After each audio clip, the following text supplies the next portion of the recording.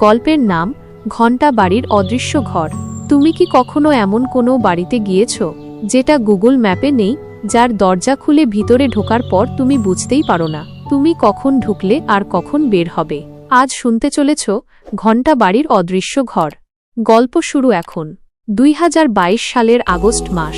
কলকাতার এক উঠতি ইউটিউবার ঋত্বিক অধিকারী ভুতুড়ে জায়গার ভিডিও করে খুব জনপ্রিয় হয়েছে।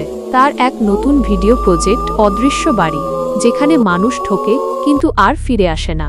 জায়গাটি হাওড়ার বাইরে একটা পরিত্যক্ত জমি। সেখানে একটা পুরনো ইংরেজ আমলের দোতলা বাড়ি, নাম ঘণ্টা বাড়ি। কারণ রাত ঠিক 12টার সময় সেখানে একবার ঘণ্টা বাজে, কিন্তু বাড়িতে কোনো ঘণ্টা নেই। ঋত্বিক আর তার দুজন সঙ্গী, সাউন্ড রেকর্ডার দীপ্তি আর ক্যামেরাম্যান অর্ণব, রাতে ভিডিও শ্যুট করতে যায়। বাড়ির সামনে পৌঁছানো মাত্রই ক্যামেরা ঝাঁপিয়ে ওঠে, শব্দ হয়ে যায় ভোঁতা।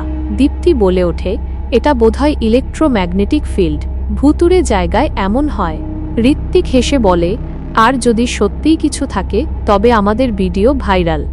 বাড়ির ভিতর ঢুকে ওরা দেখে সব জানলা বন্ধ, কিন্তু একটা ঘরের দরজা হালকা খোলা। দরজা ঠেলেই ঢুকলো। দরজার গায়ে লেখা, এই ঘর ছেড়ে গেলে তুমি আর আগের তুমি থাকবে না। হঠাৎ দরজা ঝট করে বন্ধ হয়ে যায়। অন্ধকার ঘর, ক্যামেরা বন্ধ।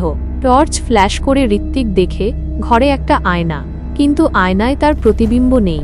দীপ্তি ঘরের এক কোণে কেঁপে কেঁপে বলে, আমার ছায়া দেখতে পাচ্ছি না। মানসিক বিভ্রম নাকি সত্যি? হঠাৎই অর্ণব বলে ওঠে, এই ঘরটা আসলে টাইম লুপের মতো।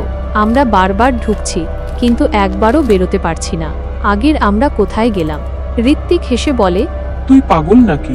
কিন্তু পরের মুহূর্তে দরজার নিচে দিয়ে ঝরতে থাকে লালচে তরল রক্ত, আর ঘরের চারপাশে লেখা ফুটে ওঠে, আগের রীতি আর এখানেই নতুন দেহ। তারা দরজা খুলে পালাতে চাইলে দেখে দরজার বাইরেটা আস্তে আস্তে অন্ধকার হয়ে যাচ্ছে। দীপ্তি চিৎকার করে ওঠে, আমরা কি মরেছি? ঋত্বিক ক্যামেরার দিকে তাকিয়ে বলে, যদি কেউ এটা দেখে জানবে ঘণ্টা বাড়ি আসলে একটা ল্যাবরেটরি। আত্মাদের পরীক্ষা হয় এখানে। গল্পের শেষ অংশে আমরা দেখি এক নতুন ভিডিও ইউটিউবার নেহা ঘোষ এসে পৌঁছেছে ঘণ্টা বাড়ির রহস্য খুঁজতে। দর্শক বুঝে যান, টাইম লুপ আবার শুরু হলো। তুমি কি কখনো এমন জায়গায় গিয়েছো যেখান থেকে ফিরে আসা মানেই কারো জায়গা নেওয়া?